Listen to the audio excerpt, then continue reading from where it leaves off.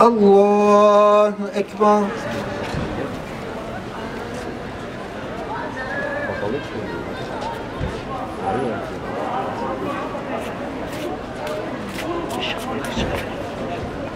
Allahu Ekber.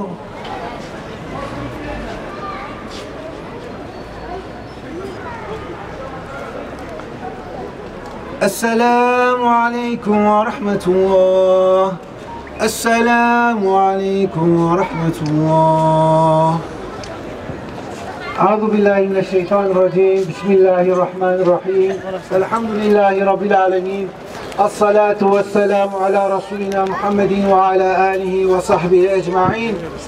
Şu mübarek Ramazan hürmetine ya Rabbi, ilk kıblemiz olan Mescid-i Aksa'yı ve Peygamberler şehri Kudüs'ü zalimlerin işgalinden kurtar Allah'ım. Amin. Bu işgale zemin oluşturmak için 10 Mayıs yani bugünü ibari takvime uydurarak Kudüs'ün kurtuluş gününü ilan ettiler. Bunu da bir bayram havasında işgalci polis eşliğinde on binlerce Siyonistle Aksa'yı işgal etmeyi hedefliyordular. Bugün sabah saatlerinden itibaren Siyonist polis ve askerler hiçbir ayrım gözetmeksizin vahşice Aksa'ya ve içerisindeki Müslümanlara gaz ve ses bombalarıyla plastik mermilerle saldırdılar. Müslümanların üzerine arabalar sürerek ezmek istediler. Kahrolsun İsrail! Kahrolsun İsrail! Kahrolsun İsrail! Kahrolsun İsrail! Kahrolsun İsrail! Kahrolsun İsrail! Kahrolsun İsrail! Kahrolsun İsrail! Aralarında ağır yaralıların da olduğu yüzlerce Müslüman yaralandı.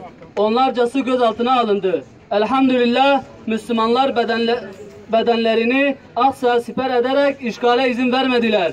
Büyük bir kibir ve gururla gelen Siyonistler bu izzetli direniş karşısında geri kaçmak zorunda kaldılar. Tekbir! Allahu Ekber! Tekbir! Allahu Ekber! Tekbir! Allahu Ekber!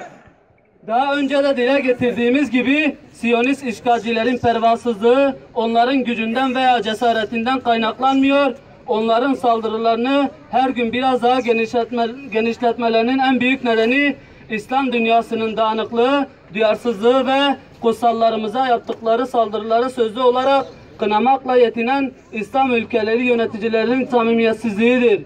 Müslüman uyuma, Kudüs'e sahip çık! Müslüman uyuma, Kudüs'e sahip çık! Müslüman uyuma, Kudüs'e sahip çık! Müslüman uyuma, Kudüs'e sahip çık! Aksa'mıza yapılan bu alçakça saldırıları kabul etmediğimizi en gür sesle dile getirmeliyiz. Müslümanlar her nerede olurlarsa olsunlar bu saldırıları telin etmek ve kendi ülkelerinin yöneticilerini harekete geçmeye zorlamak için seslerini yükseltmelidirler. Siyonist saldırılar devam ettiği müddetçe tepkiler de artarak devam etmelidir.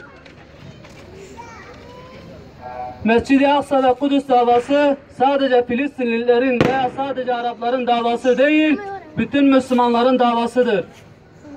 Mescid-i Aksa'yı savunmak sadece Filistinlilerin değil, bütün ümmetin görevidir. Bu nedenle Aksa'yı en ön cephede savunan müminler asla yalnız ve yardımsız bırakılmamalıdır. Son olarak şunu da ifade etmek isteriz ki Siyonistlerle normalleşme adımlarını hızlandıranlar bugün olmasa da tarih önünde yargılanacak ve mutlaka mahkum olacaklardır. Temennimiz yaptıkları bu cürümden bir an önce dönmeleri ve tövbe etmeleridir. Günlerdir Mescid-i Aksa'ya gecesini gündüzüne katarak bedenlerini siper eden tüm Filistinli kardeşlerimize selam olsun. Sizler ümmetin onurunu koruyorsunuz.